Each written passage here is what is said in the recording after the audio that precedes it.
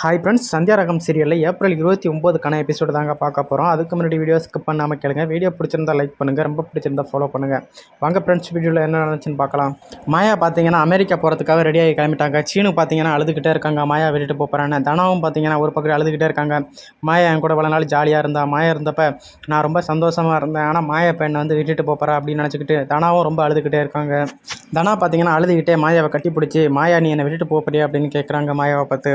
தனாவோட அம்மா என்ன சொல்கிறாங்கன்னா, மாயா உன்னை அனுப்ப சத்தியமாக எனக்கு மனசே இல்லை மாயா, ஆனால் சூழ்நிலை வந்து உன்னை அனுப்புறதுக்கு முயற்சி பண்ணுது. ஆனால் அதுக்கு மாயா என்ன சொல்கிறாங்கன்னா, இது என்னோட தப்பு பெரியம்மா, நான் வந்து ரொம்ப கவனக்குறைவாக இருந்துட்டேன், அதனால தான் இந்த தப்பு நடந்துட்டு, இல்லைனா நான் கண்டிப்பாக அமெரிக்கா போயிருக்க மாட்டேன். அப்போ தனோட அம்மா சொல்கிறாங்க அழுதுகிட்டே, மாயா நீ சீக்கிரம் போயிட்டு வந்துடுடா, நீ இல்லாமல் என்னால் கண்டிப்பாக இங்கே இருக்க முடியாதுடா, நான் நிச்சயமாக கண்டிப்பாக மறுபடியும் வருவேன் பெரியம்மா, அங்கே முன்னப்பினா ஆனாலும் கண்டிப்பாக நம்ம வீட்டுக்கு நான் திரும்ப கண்டிப்பாக வருவேன், அதில் எந்த மாற்றமும் இல்லை, உங்களையெல்லாம் பார்க்காம என்னால் இருக்க முடியாது, நான் தனாவை வந்து ரொம்பவே மிஸ் பண்ணுறேன். அப்போ சாரு என்ன நினைக்கிறாங்கன்னா, நீ வரமாட்டான்லாம் ஒன்றும் பிரச்சனை இல்லை, ஆனால் நீ கண்டிப்பாக வருவ, ஆனால் நீ வரத்துக்குள்ளே இங்கே என்னோட கல்யாணமே முடிஞ்சிடும் அப்படின்னு சாரு நினச்சிக்கிட்டு இருக்காங்க. இன்னொரு பக்கம் பார்த்தீங்கன்னா மாயாவோட மாமா சொல்கிறாங்க, ராத்திரி உங்கள் அம்மாவுக்கு ஃபுல்லாக நான் ட்ரை பண்ணிக்கிட்டே இருந்தப்பா, ஆனால் உங்கள் அப்பாவுக்கு வந்து லைன் போகவே இல்லை அப்படின்னு சொல்கிறாங்க. அதுக்கு மாயா சொல்கிறாங்க, அங்கே என்னமோ பிரச்சனை இருக்குது மாமா, அதனால தான் அப்பாவுக்கு லைன் போகல, இல்லைனா அப்பாவுக்கு வந்து கண்டிப்பாக லைன் போயிருக்கும், நான் வந்து இந்த ஊரை விட்டு போகணும்னு எழுதியிருக்கு போல், ஆனால் அதனால தான் விதி வந்து இப்படியெல்லாம் நடக்குது.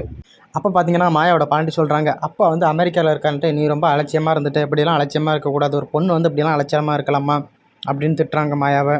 உண்மைதான் பாட்டி, நான் வந்து இதை மறந்துருக்கக்கூடாது தான், இது வந்து என்னோட தப்பு தான், நான் இப்படி தப்பு பண்ணதுனால தான் இப்போ வந்து நான் தவிச்சு போய் நிற்கிறேன், நான் வந்து ஏதோ ஒரு கவனத்தில் மறந்துட்டேன் அப்படின்னு சொல்லிட்டு அவங்க சித்திக்கிட்டையும் அத்தைக்கிட்டையும் போய்த்து நான் போய்த்து வரேன் அப்படின்னு மாயா வந்து அழுதுகிட்டே சொல்கிறாங்க.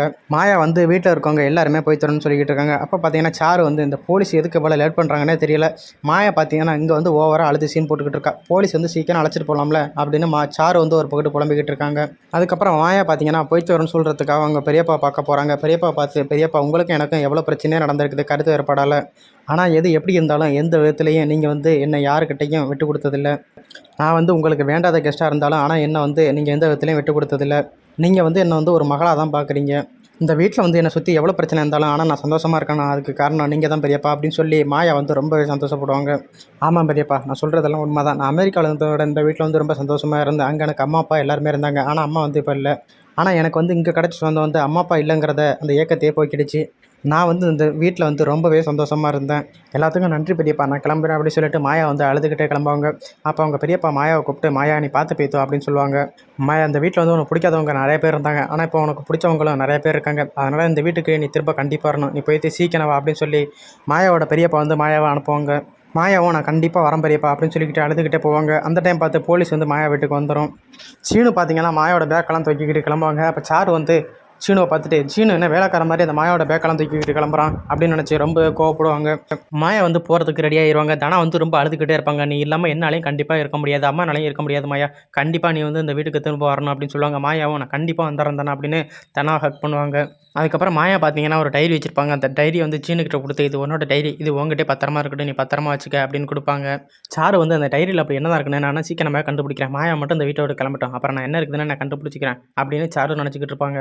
அதுக்கப்புறமா ரகுராம் வந்து மாயா கையில் பணத்தை கொடுப்பாங்க. மாயா வந்து எதுக்கு பெரியப்பா எனக்கு இந்த பணம்லாம் வேண்டாம் அப்படிம்பாங்க. இல்லை உனக்கு ஏர்போர்ட்டில் எதுக்காவது உதவும், உனக்கு எதுவும் பிரச்சனைனா எனக்கு வந்து நீ கால் பண்ணு அப்படின்னு சொல்லி பணத்தை கொடுத்து அனுப்புவாங்க. தன்னோட அம்மா வந்து அழுதுகிட்டே, மாயா நீ கண்டிப்பாக திரும்ப வரணும், உங்கள் அம்மா வந்து உனக்காக காத்துக்கிட்டே இருப்பேன் அப்படின்னு சொல்லி அழுதுகிட்டே இருப்பாங்க.